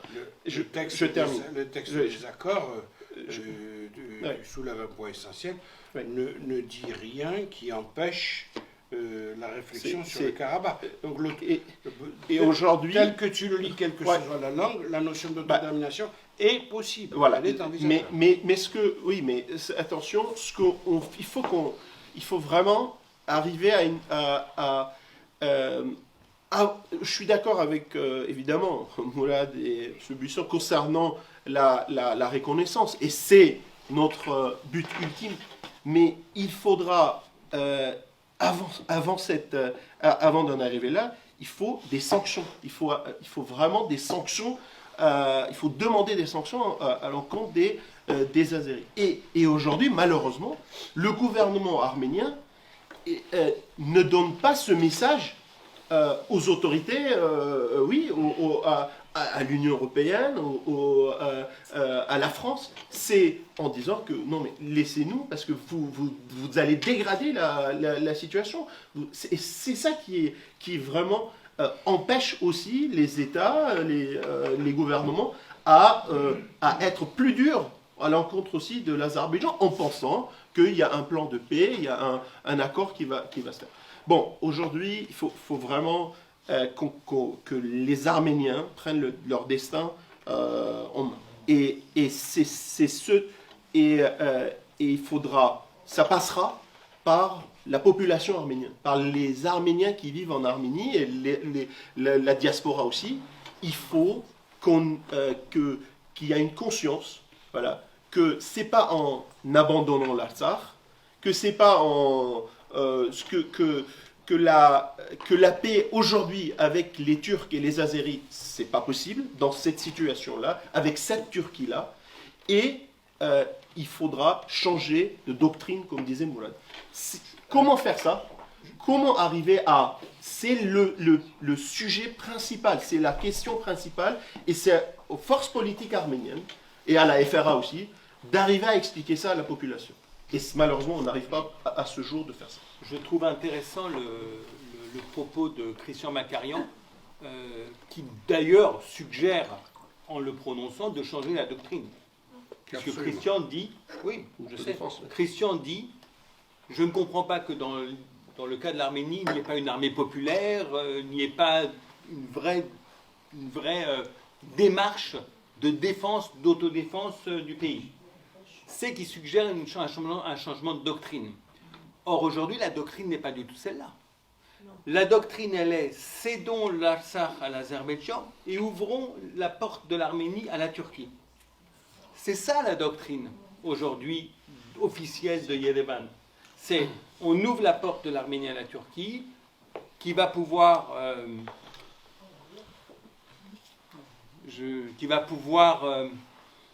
prendre une grande partie de l'économie arménienne, qui va pouvoir occuper un pouvoir en Arménie, et l'Artsakh à l'Azerbaïdjan. Et donc on n'est pas du tout dans cet état d'esprit-là. On est dans un état d'esprit qui n'est pas celui de la reconquête, mais qui est celui du 9 novembre, qui est celui de la capitulation. Je vois même, pour poursuivre ton propos, je vois une contradiction à ne pas défendre les frontières de la République d'Arménie et au fait, voilà, de se plaindre de quoi que ce soit d'autre de la part de l'Azerbaïdjan. Si l'Azerbaïdjan viole l'intégrité territoriale de l'Arménie, ce qui est un fait établi, reconnu et désormais constaté par des observateurs de l'Union européenne, puisque eux-mêmes ont dit que la semaine dernière, il y avait eu une violation. Ça a été consigné noir sur blanc. Puisque tout cela est clair et net, il y a une très forte contradiction à le tolérer, à le laisser faire, sans réagir. Il doit donc y avoir un plan, de mon point de vue, et là j'ai invoqué l'exemple de l'armée suisse ou de l'armée israélienne, mais on peut aussi inventer des choses. On n'est pas obligé d'être tout le temps dans l'imitation et dans la copie. Il y a une sorte de mouvement qui consiste à baisser les bras, voilà. Une espèce de fatalité qui, à mon avis, ne présage absolument rien de bon. Parce que un peuple, quel qu'il soit, ça n'est pas une question de vénération de la terre, doit défendre son principe vital. Son principe vital, c'est l'intégrité de ses frontières. C'est tout à fait essentiel. Madame. Je suis désolée, hein, mais en fait, le gouvernement arménien, il est tel qu'il est aujourd'hui. Et bon, on sait qu'il n'est pas arrivé là-bas par hasard, ce gouvernement-là, certainement. Par contre, il a été élu 2 fois. Oui, c'est donc, vrai. On peut rien faire contre cela. Par contre, je pense que ce gouvernement-là, à l'intérieur de ce gouvernement-là, ils doivent avoir des gens qui peuvent être perméables à certaines idées. Il ne faut pas le combattre, ce gouvernement, parce que c'est notre perte à nous tous. Il faut essayer d'aller chercher des gens à l'intérieur de ce gouvernement qui peuvent avoir une certaine ouverture d'esprit et y travailler. Moi-même, je fais le cheminement comme beaucoup d'Arméniens dans cette histoire. Donc, j'étais devenue profondément anti-russe, bon, après la guerre de 1920, de 2020. N'empêche que, donc, Blinken l'a dit très clairement qui est leur ami il y a 2-3 semaines. C'était extraordinairement clair. Il nous a fait un cadeau de mettre vraiment les choses sur la table. On devrait le remercier. Et le changement de doctrine, il peut venir de là. Effectivement, malheureusement, il faut qu'on se raccroche aux Russes, même si ce n'est pas forcément le truc qui fait rêver, à contre-cœur. Mais il faut essayer. Je suis persuadée que même dans ce gouvernement-là, ils peuvent avoir des gens qui, eux aussi, ils ont quand même... Et je pense que... Pachinian, on a bien compris votre idée. Voilà, c'est tout. Donc, est-ce que quelqu'un peut répondre à ça? Lorsque Pachinian a été élu, il n'a pas dit dans son programme qu'il abandonnait l'Artsakh. Et vous regardez son programme en 2021, c'était 2021, vous voyez très clairement ce qu'il fait aujourd'hui est exactement le contraire de ce qu'il disait dans son programme. Je voulais juste noter ça, et c'est un point extrêmement important. Oui. Non, mais je voudrais répondre parce qu'en fait... On a parlé ici beaucoup. Attends, une seconde, Michael. On a été dans cette démarche. Après, on vous passe la parole. On a été dans cette démarche il y a 5 ans, quand Pachinian est venu au pouvoir à la faveur d'un mouvement populaire où toute l'Arménie était pour Pachinian et où Pachinian nous a demandé de rentrer au gouvernement et on est rentré au gouvernement. On pensait qu'il nous demandait de rentrer au gouvernement pour apporter notre musique, évidemment, pour apporter notre particularité, pour apporter notre différence. Ben, ça a duré 2 mois, en fait. Au bout de 2 mois, Pachinian, en fait, a dit, en fait, vous n'avez pas compris, c'est mon gouvernement, c'est moi le Premier ministre. Il n'était pas encore élu, hein. Il n'avait pas été encore élu. Mais il avait pris le pouvoir parce que les forces de l'Assemblée nationale, en respectant la volonté du peuple, l'ont élu Premier ministre alors qu'il avait 0 majorité à l'Assemblée nationale, en vérité. Il n'avait pas un député qui était pour lui. À ce moment-là, quand il a été élu Premier ministre, il faut s'en souvenir. Et donc, en fait, il a dit, non, vous n'avez pas compris, c'est moi le Premier ministre. D'accord? C'est moi qui décide. OK. Donc, à ce moment-là, et on a bien vu comment il a limogé à peu près 150 responsables très rapidement. Il n'y a plus de ministère des Affaires étrangères en Arménie. Oui. Il n'y a plus d'administration du ministère des Affaires étrangères. Il a décapité la diplomatie arménienne. Il a décapité. Il a dégagé tous les ministres des Affaires étrangères qui n'avaient pas le doigt sur la couture du pantalon. Il a dégagé tous les fonctionnaires qui avaient une certaine expérience, une compétence dans les affaires étrangères. Et aujourd'hui, on a une diplomatie faible, parce que c'est lui le vrai ministre des Affaires étrangères. On a une armée faible, parce que c'est lui le vrai ministre de la Défense. On a des chefs d'état-major militaires faibles, parce que c'est lui et sa femme les chefs d'état-major militaire. Aujourd'hui, le pays, il est dirigé d'une main de fer, d'accord, par Pachinian. Point. Donc, ça n'est pas possible. Il y a dans ce gouvernement des gens qui se taisent aujourd'hui, qui ont compris qu'ils veulent rester ministres. Donc, pour rester ministre, on écoute le chef. On a les doigts sur la couture du pantalon et c'est terminé. Et c'est pour ça que ce gouvernement est faible en réalité. Ouais. Moi, j'aurais une dernière question parce que M. Bisson va bientôt partir. Mais quel peut être notre rôle, le rôle de la diaspora dans tout ça? Qu'en pensez-vous? Allez-y, puisque... je ne suis pas très bien placé pour en parler. Merci. Comment vous l'envisageriez? Alors, je pense que ce que fait Aliyev en ce moment en Artsakh a un seul objectif, c'est, en terrorisant la population par toutes les méthodes que vous connaissez, on ne va pas revenir dessus, c'est évidemment de l'inciter à partir. C'est donc de fait une épuration ethnique. Je pense que Aliyev, peut-être, dans 1 mois, dans 2 mois, dans 3 mois, va dire, dans un grand élan de générosité, eh bien, j'ouvre le corridor, avec l'idée que j'ai tellement terrorisé depuis des mois et des mois la population, que cette population, s'ils sont à peu près normaux, ces gens-là, vont partir, vont rejoindre l'Arménie, parce que ce n'est pas vivable. Je pense qu'ils ne le feront pas. Parce que c'est la leçon, moi, chaque fois que je suis en Artsakh, c'est ce qui m'a toujours frappé, c'est le courage, la dignité de ces gens-là qui, de toute façon, mourront sur place si besoin, mais ne partiront pas. D'ailleurs, beaucoup sont revenus, évidemment, après la guerre. Et que dans cette idée-là, si le corridor est ouvert pendant 2 jours, 3 jours, une semaine, avec l'idée de faire partir les habitants d'Artsakh, c'est le moment pour les Arméniens de venir peupler l'Artsakh, parce que je pense qu'un Artsakh plus peuplé, c'est un Artsakh qui se défend mieux. C'est quand même un problème démographique, comme vous le savez. Et que, pardon, je vais vous embêter, chers amis de la diaspora, mais c'est le moment de montrer votre attachement à votre pays, à votre terre, à votre histoire, à votre civilisation. Alors, pardon de dire ça, je vais donner l'impression de donner une leçon, mais je dis c'est le moment, et je le dis parce que certains me l'ont dit. Si le corridor s'ouvre, il faut aller là-bas. Il faut là-bas, alors, le peupler, s'installer, avec le risque évidemment que cela comporte, et montrer effectivement l'attachement de la diaspora, au-delà des mots, au-delà de l'argent que vous pouvez distribuer, je sais que vous êtes tous très généreux. C'est la preuve. Moi, ce qui m'a toujours frappé, encore une fois, on sait très bien que j'ai plutôt de la sympathie pour les Serbes. Ce qui me frappait toujours quand j'allais à Belgrade, pendant la guerre du Kosovo, ou même après la guerre du Kosovo, où tout le monde, les plus nationalistes que je pouvais fréquenter, me disaient notre terre sacrée, le berceau de l'âme serbe, etc. Je leur disais, 1, vous êtes déjà allé au Kosovo dans votre vie? Jamais. 2, vous êtes prêts à aller vous installer là-bas? Non. Qu'est-ce que ça veut dire? C'est facile d'être nationaliste quand on n'est pas dans l'endroit. Et moi, ce qui m'a toujours frappé en Artsakh, c'est que ce sont des gens qui n'ont jamais un mot de guerre, de revanche, de haine, qui ressemble à ce que Chesterton disait des soldats. Un soldat, c'est quelqu'un qui ne se bat pas par haine de ceux qu'il a en face de lui, mais par amour de ceux qu'il a derrière lui. Et les habitants d'Artsakh sont des gens simples qui sont dans ce raisonnement-là.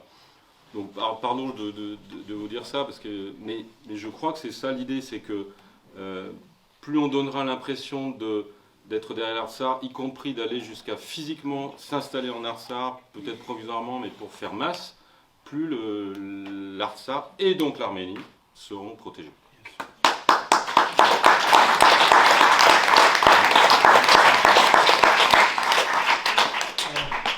Et qu'il y avait les districts qui font partie du territoire du Karabakh, de ce qu'on appelait le Nagorno-Karabakh, et il y a les districts du Tour que l'armée arménienne avait occupés pour arriver à une table de négociation en position de force. D'accord ? Sur ces districts autour du Karabakh, pas uniquement Stepanakert et Chouchi, il y a une demande, comme il y a eu des destructions, il y a une demande de compensation financière. Mais bon, à ce moment-là, les Arméniens sont fondés à demander des compensations sur ce qui s'est passé à Sumgait ou à Bakou. Donc ça n'a pas de sens. Ça n'a pas de sens et je ne crois pas que ça ira très très loin. Ce qu'essaie de démontrer Aliyev, c'est que les Arméniens ont procédé à des exactions, à des destructions au Karabakh et que ça justifierait le fait que les Arméniens soient chassés du Karabakh. C'est ça qu'il essaie de démontrer. Et évidemment, il faut absolument contrer cette propagande-là qui est fondée sur des mensonges. Qu'est-ce qui empêche d'appliquer la sécession-remède, le principe de sécession-remède, comme sortie de crise dont vous avez parlé tout à l'heure? Bon, alors ça, c'est un débat juridique très complexe parce que la notion n'est pas claire. En droit international, la sécession-remède n'est pas posée comme un principe admis. C'est un peu dans les limbes, si vous voulez. Et il y a beaucoup de principes de ce type-là. Je vais vous donner un autre exemple. On a envahi la Libye et on a renversé Kadhafi au nom d'une résolution de l'ONU qui s'appelle R2P, responsabilité de protéger. En l'occurrence, c'est pour protéger les populations civiles. Là, on est en train de manier sur l'Ukraine un concept également qui existe comme celui de sécession-remède dans les théories, mais qui n'a jamais trouvé de définition pratique. On est en train de parler pour l'Ukraine, pour accuser Poutine, d'agression, donc d'agression intentionnelle. Alors, cette agression, c'est-à-dire le fait de déclarer une guerre contre un État sans motif de défense, puisque l'Ukraine n'avait pas attaqué la Russie, que je sache, ce serait un élément de définition d'un crime contre l'humanité. Bon, la sécession-remède se trouve exactement dans le même cas, c'est-à-dire une notion dans les limbes, pour l'instant, qui n'a pas trouvé de traduction concrète. Donc si on l'appliquait au Karabakh, il faudrait au minimum, pour être concret, un vote du Conseil de sécurité de l'ONU pour valider la sécession romaine de l'Artsakh. Sur les termes que l'on emploie, moi surtout c'est ça qui m'intrigue. Sur les termes employés, c'est surtout cette notion-là que je voudrais... Quoi, de sécession romaine? Non, sur l'idée de parler de l'Arménie Ouais. qui est en guerre contre l'Azerbaïdjan et que reconnaître l'indépendance de l'Artsakh ouvrirait un conflit qui, pour les médias du monde entier, pour les spécialistes a priori qui se revendiquent spécialistes du monde entier, est un conflit entre l'Arménie et l'Azerbaïdjan, alors que le conflit est bien l'Azerbaïdjan qui a attaqué l'Artsakh. Alors oui, mais à ce moment-là, il fallait que, pour que ce soit très clair, qu'il n'y ait aucun élément arménien extérieur à l'Artsakh. Or, ce n'est pas le cas. Donc c'est compliqué. Il y a eu des éléments extérieurs, soit de la diaspora, soit même de la République d'Arménie. Donc, et oui, ça a été constaté. Donc c'est compliqué. Alors, on a éjecté les représentants de Stepanakert de la table des négociations et l'Arménie ne s'y est pas opposée à l'époque pour dire non, nous ne pouvons pas négocier en nom et place, en lieu et place de l'Artsakh. Parce que ça n'était pas un État. Et que les États sont reconnus par l'Assemblée générale de l'ONU. Ils étaient à la table des négociations à l'origine. Les représentants de Stepanakert. Oui, ils étaient à la table des négociations pour le cessez-le-feu. Bien après. Non, mais 1987. enfin, bah, moi, je ne trouve pas choquant. Pourquoi ça a glissé comme ça? Ça a glissé parce que l'Arménie s'est trouvée dans une position. C'est pourquoi elle n'a pas reconnu l'indépendance. Ça a glissé parce que l'Azerbaïdjan a refusé à un moment donné Parce que que l'Azerbaïdjan, l'Artsakh voilà. reste à la table des négociations et que la partie arménienne à ce moment-là n'a pas bloqué pour montrer qu'elle avait effectivement envie de négocier et d'arriver à une paix. Et donc cette situation s'est enracinée et l'Artsakh est sortie effectivement des négociations. Elle n'est pas restée très longtemps, même si elle y était au début, tu as raison. Mais aujourd'hui... Pas resté longtemps. Aujourd'hui, oui, mais Rasmik ne poserait pas cette question si l'Arménie défendait vraiment l'Artsakh. Parce que si l'Artsakh était à la table des négociations, l'Artsakh se défendrait. Or, aujourd'hui, l'Arménie ne défend pas l'Artsakh. Au contraire, en fait, il n'y a plus aucun défenseur de l'Artsakh aujourd'hui. À part la diaspora, il n'y a plus aucun défenseur de l'Artsakh. Voilà. Aujourd'hui, on peut dire ça, mais à l'époque où deux présidents successifs ont dirigé l'Arménie étant originaire du Karabakh, ce qui a été, excusez-moi, mais moyennement apprécié à Yerevan par le reste de la population, hein, je pense que vous serez d'accord, très moyennement, et c'est très moyennement démocratique parce que vous devez respecter l'avis de la majorité de la population. Donc, on ne va pas rentrer dans ces débats-là, mais il y a eu l'opportunité pour deux présidents Karabarti de faire revenir le Karabakh à la table des négociations. Ils ne l'ont pas fait. Ils ne l'ont pas fait. D'accord? Je vous rappelle juste ça. Ils n'ont pas plus fait que Levon ou que Ou ils n'ont pas reconnu. Nicole. Ou ils n'ont pas reconnu. Ils n'ont pas l'indépendance de reconnu l'Artsakh. non plus. Ils n'ont pas reconnu. Non. Parce qu'ils avaient ce raisonnement de l'égalité internationale. Nous ne pouvons pas aller contre toute que les Russes ne l'ONU, voulaient pas contre aussi. toute l'ONU, nous tout seuls, alors que nous venons à peine d'être reconnus par l'ONU en 1991. Henri, si tu veux poser la question. Merci pour cet excellent débat. Plus fort. Plus fort, d'accord. Moi, maintenant, depuis 4 ans, j'assiste à des débats comme ceci, à l'issue duquel je sors très perplexe. Parce que on ne trouve pas de solution. Alors, mon ami Macarian, que j'adore et qui est souvent à l'antenne d'ACTFM, comme tous les responsables, tous les présents dans cette table ronde, nous a fait une excellente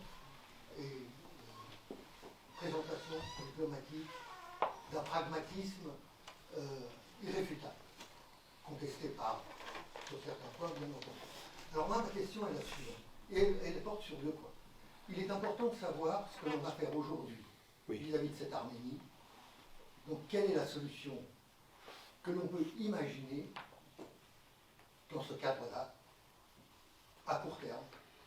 Mais ce que je ne voudrais pas qu'on évacue complètement, c'est la perspective de l'Arménie à moyen et à long terme. Et je dis ça bêtement, parce que dans les années 60, lorsque j'étais un jeune militant, il y en a quelques-uns dans cette salle, qui disaient « Ah, mais l'Arménie doit être indépendante, c'est une république », on me disait « Mais ça va pas, non? Tu rêves, l'Arménie dans l'Union soviétique ne sera jamais un pays indépendant, ne sera jamais une république. » Or, moi je pense que si on ne sait pas résoudre les problèmes immédiats à court terme, les problèmes à moyen terme, il faut quand même que l'on ait dans notre poche un projet pour l'Arménie à long terme. Bon. Alors, je voudrais savoir comment est-ce qu'on peut raisonner autour de ça. La réponse est très simple. Tant mieux. Je crois qu'on a suffisamment décrit les faiblesses de l'Arménie par rapport au Karabakh. Je crois que si vous voulez résoudre la situation du Karabakh comme la situation de l'Arménie, les deux points sont liés. Il y a une seule solution, c'est un État plus fort. Un État plus fort, c'est un État qui pèse davantage sur l'échiquier régional et sur l'échiquier international. C'est-à-dire un État beaucoup plus construit, beaucoup plus discipliné dans la même direction et pas brouillon partant dans tous les sens, dans des règlements de compte, etc. Un État dont le président du Parlement ne se permette pas de dire, comme ça, à brûle-pourpoint, tout le monde sait qu'il y a eu 10 000 déserteurs dans l'armée. La femme aussi. La femme de La femme de 15 000 Pachinian, 15 000. la femme de Pachinian, mais qui l'a dit après Alain Simonian, qui l'a dit lui il y a plusieurs mois. Si. Donc c'est pas possible que le deuxième personnage de l'État soit à ce point l'ennemi de l'État. Il faut être de façon discipliné, pour pas dire disciplinaire, rigoureusement patriote en cela, et non pas dans des déclamations de toutes sortes. L'Arménie ne pèse pas aux yeux de Moscou, et ce qu'on vous dira à Ankara, l'Arménie ne compte pas pour les Turcs. Donc, non, c'est nous qui parlons des Turcs, mais les Turcs se contrefichent de l'Arménie parce que pour eux, c'est une réserve d'Indiens, ce qui a été constitué par le traité de Moscou de 1920. Enfin, donc pour eux, c'est tout à fait secondaire. Ce que la Turquie a découvert dans les 20 dernières années, c'est que l'Azerbaïdjan était puissant, que la Turquie méprisait traditionnellement l'Azerbaïdjan. Or, Aliyev a réussi une chose, c'est à faire que quasiment l'Azerbaïdjan est plus puissant que la Turquie. Et Erdogan, ce qui lui sera reproché tôt ou tard, vous verrez, a mis la Turquie dans la roue de l'Azerbaïdjan, ce qui n'était pas le cas préalablement. Pour avoir discuté avec un président qui était Gül, Abdullah Gül, juste avant Erdogan à plusieurs reprises, il avait une optique beaucoup plus modérée, complètement différente. C'est lui qui est allé à Erevan pour le match de football, vous vous souvenez? Bon.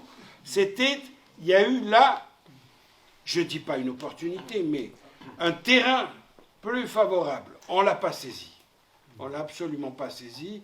Et c'était la seule fenêtre où on pouvait éventuellement disjoindre, je n'ai pas dit séparer, mais disjoindre Bakou et Ankara.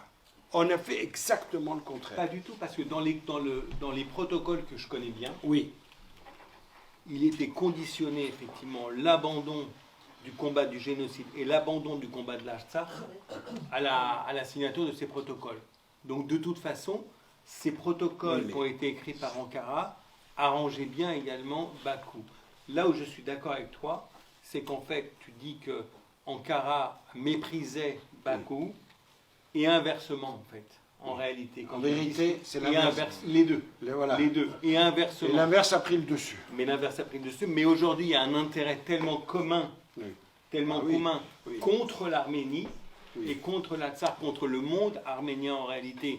Puisque n'oublions pas que Aliyev a pointé et Erdogan ont pointé du doigt la diaspora comme étant leur ennemi, et en pointant en particulier la communauté arménienne de France et la communauté arménienne des États-Unis comme étant les ennemis de la Turquie et de l'Azerbaïdjan. Pour finir de répondre à la question d'Henri, un État fort, c'est un État droit, c'est un État honnête, c'est un État équipé militairement de façon beaucoup plus diversifiée.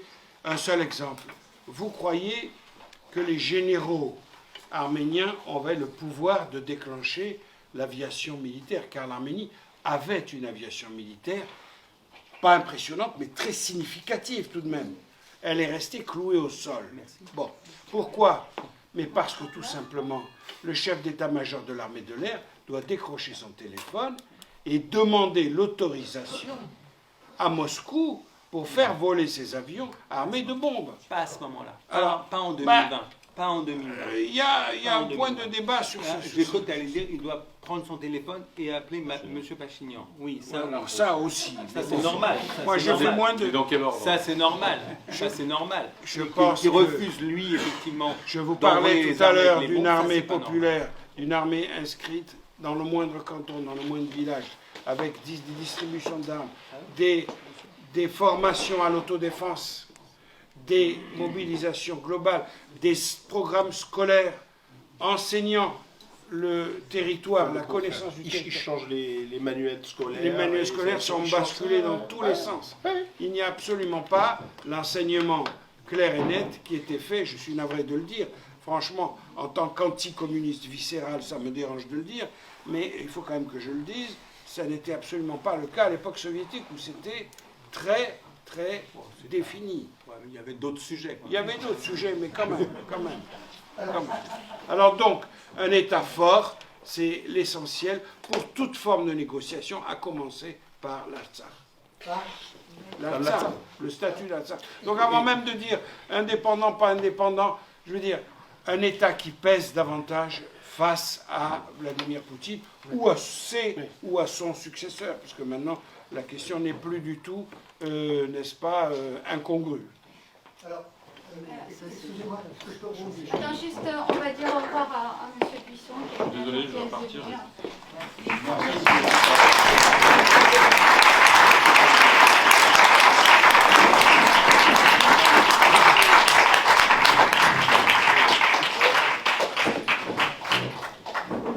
Alors, est-ce que je peux rebondir? Oui, vas-y. Mais après, il y a d'autres personnes, alors pas trop. Très bref, très bref.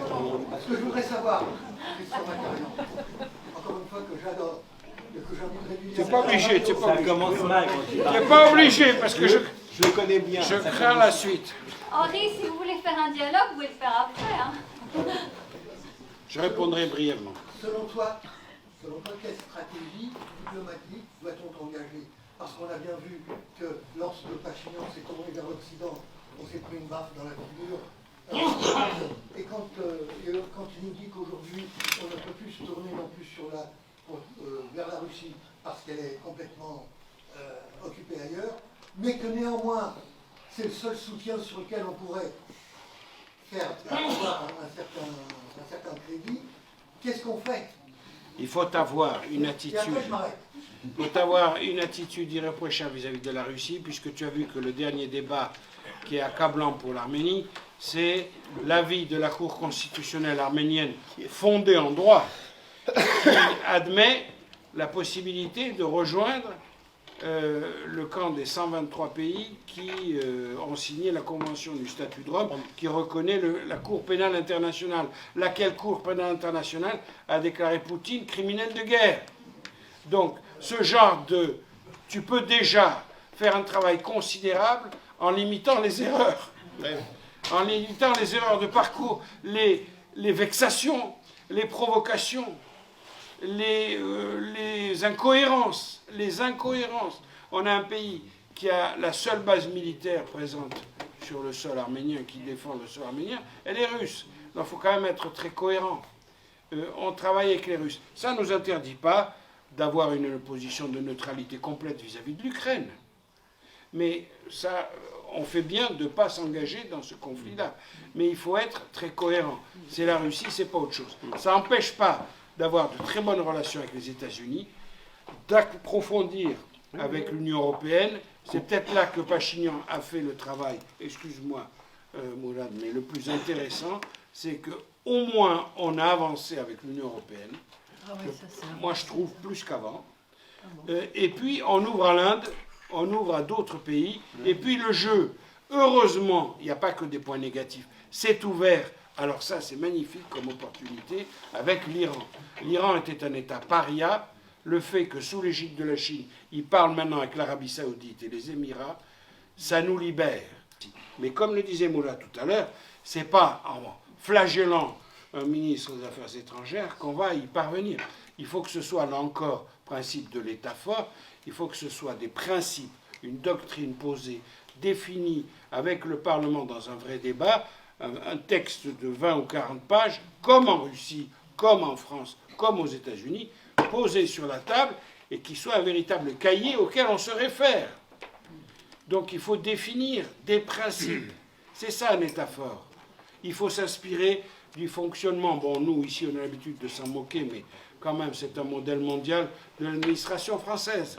Ça peut être un vrai modèle pour l'Arménie. L'administration territoriale arménienne est calamiteuse. On ne cesse pas de voir des maires ou des gouverneurs tomber devant les instances judiciaires. C'est pas normal. Ce peuple, pour avoir envie de vivre et pour produire un peu plus d'excédents démographiques, parce que sa démographie traduit tout, sa démographie traduit sa déprime. Une démographie positive changerait énormément le conflit avec l'Azerbaïdjan, vous le savez très bien. L'Arménie a besoin de se remplumer. Pour ça, d'un État fort et d'un État intègre. Mais il faut d'abord une idée, à défaut d'une idéologie, une idée de ce qu'est cette nation. Oui ou non, veulent-ils vivre sur cette terre et la défendre? Si c'est oui, alors il faut se donner les moyens de le faire. Diaspora included. Bien sûr. Ils n'ont pas réjecté. Mais oui, Ouais, ok. Non, mais juste, j'ajouterais un point. Ce que dit M. Makarian aujourd'hui, concernant une doctrine d'autodéfense et un État fort, c'est aussi le message que porte la FRA, mais malheureusement aujourd'hui, la FRA est attaquée en Arménie. Aujourd'hui, la FRA, on est vraiment... on se demande si prochainement la FRA ne sera pas interdite en Arménie. Donc, au lieu d'accepter cette voilà, une autre opinion, une autre idée, et de la prendre en compte, aujourd'hui, le gouvernement arménien, avec tous ses moyens, est en train de poursuivre l'État Chaksagan et nos députés, nos militants, et même les Chaksagan de la diaspora qui sont interdites d'entrer en Arménie. Donc voilà, tout est dit concernant ce gouvernement. On va bientôt s'arrêter, je vais prendre une ou deux questions. C'est bon. Aujourd'hui, Aliyev joue pleinement son rôle de vainqueur, de claro et fort. Et de l'autre côté, Pachinian joue pleinement son rôle de vaincu. Et est-ce que vous disiez, M. Makarian aussi, est-ce que vous disiez... Parle en arrière.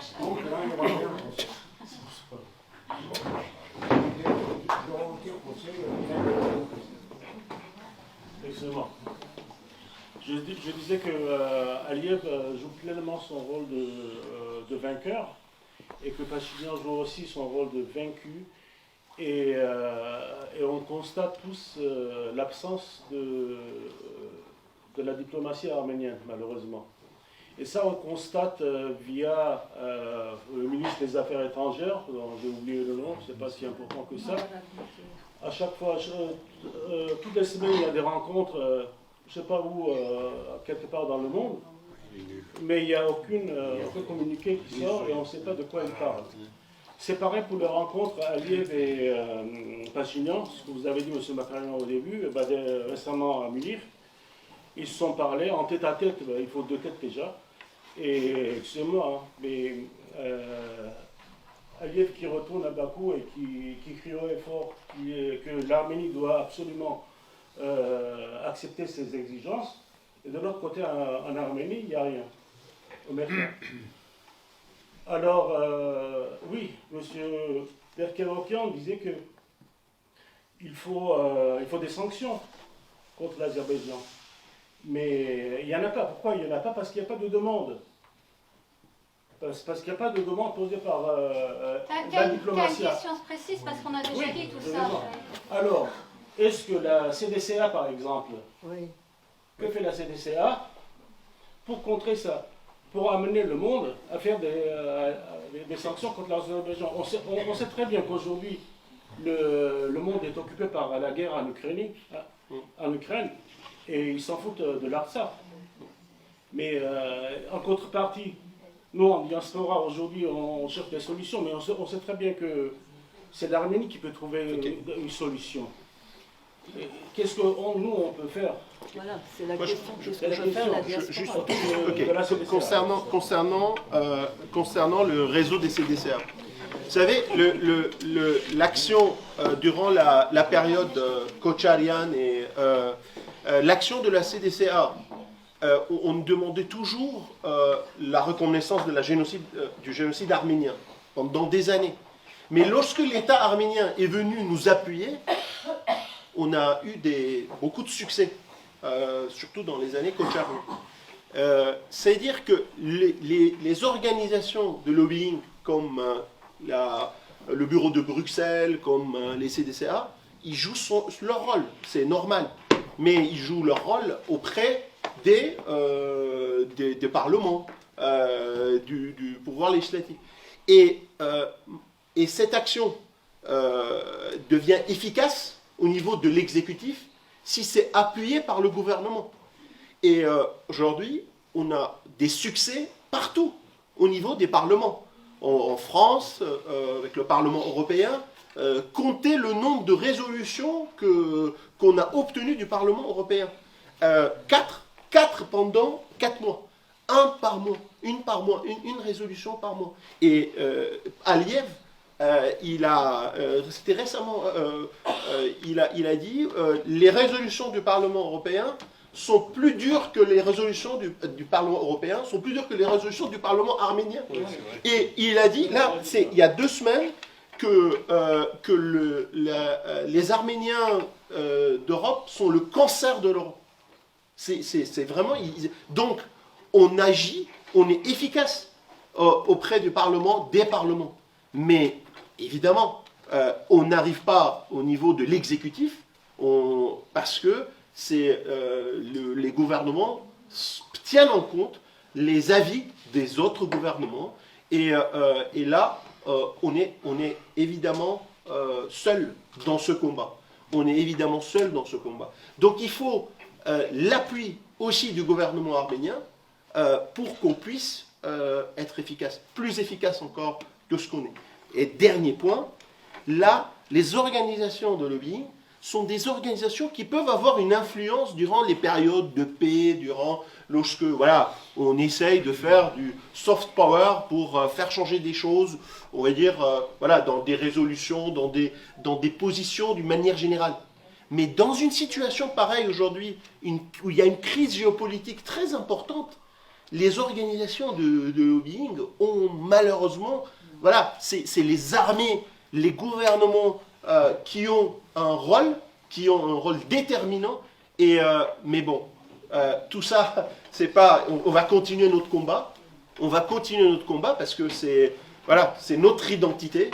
Et on sait que, comme disait Mourad aussi, si la diaspora, si nous, on ne se bat pas, il n'y aura plus de défenseurs d'Artsakh. Merci. Non seulement un État de 2,5 millions habitants réels, parce qu'il n'y en a pas plus. Non seulement un État qui a une économie aussi dépendante, non seulement un État qui a une diplomatie aussi déficiente, a besoin de se reconstruire, mais si de surcroît il se reconstruit en se mettant au banc des démocraties, alors il perd tout allié. Ça a l'air de rien, puisque la guerre a été perdue des 44 jours. Ça a l'air de rien, puisque l'Azerbaïdjan viole le territoire arménien. Mais honnêtement, si vous n'aviez pas au moins le soutien et la sympathie de la France, des États-Unis, de l'Union européenne, vous n'auriez plus rien du tout à opposer à la barbarie. Mais rien de rien. Donc, de grâce, je vous le demande personnellement, si vous me posez la question, c'est peut-être que vous pensez à des choses comme ça de temps en temps, Par pitié, levez-vous le matin, faites une prière et levez-vous cette idée de la tête. Que Dieu vous aide. Restons une démocratie la plus belle et la plus vraie et la seule dans le Caucase, puisque même la Géorgie est en train de passer dans un système... Pardon? Ce n'est pas des forces américaines ou françaises qui sont présentes. Non, non, c'est pas une raison pour devenir des barbares, parce que vos ancêtres ne l'étaient pas. Parce que depuis qu'ils ont opté pour la foi chrétienne, ils ont choisi de ne jamais être des sauvages comme les peuples aux alentours. Nous sommes un peuple civilisé. Nous devons le rester. Bon, juste, je voulais dire, concernant la, parce que là il y a un échange concernant la démocratie. Évidemment, on est attaché à ces valeurs, mais ces valeurs, malheureusement, vont pas nous amener plus d'alliés. Moi, je le crois, parce qu'aujourd'hui, on voit, on est bon, en apparence, on est un pays démocratique, mais c'est pas parce qu'on est une démocratie qu'on voit que qu'on a plus d'alliés ou plus de, on a des paroles, oui, on a beaucoup de paroles, mais en réalité, les paroles ne vont pas nous sauver. Donc, voyez, l'Azerbaïdjan n'est pas une démocratie, mais l'Azerbaïdjan est respecté parce que l'Azerbaïdjan a la force nécessaire pour imposer ce respect. Donc, c'est à nous de créer un État fort, démocratique, fort et démocratique, parce que démocratie sans force ne signifie rien, pour pouvoir imposer ce respect. Et je pense que il n'y a pas d'autre solution à la question de Nguerari. Ça prendra du temps, et je dirais qu'il faut aussi que notre peuple soit une peuple résiliente. Parce que si on veut résister à cette situation-là, il y aura encore des victimes. Il y aura des victimes à la frontière. Il y aura encore des... Et là, il ne faut pas qu'on dise non, c'est 0 victime. Vous savez, comme dans les chantiers, ils disent 0. Voilà. Il y aura pas de... Il faut accepter la réalité. Si on va résister, ça veut dire qu'il y aura des victimes, il y aura des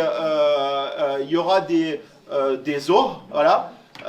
Et malheureusement, voilà, il faut accepter ça et se battre parce que voilà, notre combat continue, comme dit le Norserut. Bon, je suis désolée, Gilles, mais je crois que tout le monde est fatigué. On va laisser la parole, une dernière parole. Moi, j'ai terminé. J'ai dit ma dernière parole.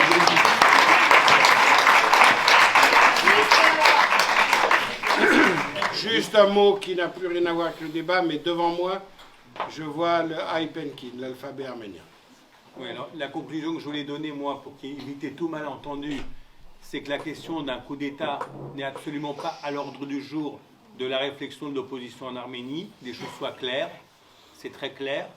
La deuxième, ça ne veut pas dire qu'on est contre un changement de pouvoir en Arménie. Nous sommes pour un changement de pouvoir en Arménie par la voie démocratique, c'est très clair. C'est la stratégie du Tashnak Soutoun, elle est publique, elle est très claire et on l'a prouvé. Et il faudra aussi qu'on trouve rapidement les conditions pour créer l'union Arménie-Ashtar-Diaspora, parce que c'est la condition de notre survie en tant que peuple et en tant qu'État. Merci.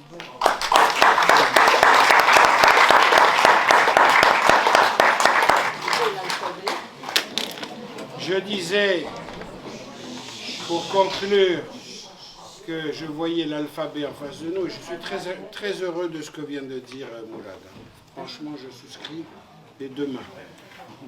Savez-vous pourquoi Mesrop Mashtots a choisi, il avait le choix à l'époque, de commencer à écrire de gauche à droite, ou, comme c'était le cas dans toute la région, notamment en Syrie, de droite à gauche.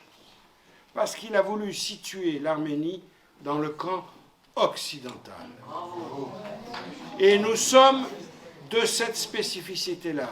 Nous sommes transplantés par les hasards de l'histoire dans cette région, au demeurant magnifique, géographiquement magnifique, assez mal fréquentée, je dois reconnaître, assez mal fréquentée, mais nous y sommes et nous y resterons, et nous resterons là-bas, les ferments démocratiques, humanistes, dans cette région qui n'est ni démocratique ni humaniste.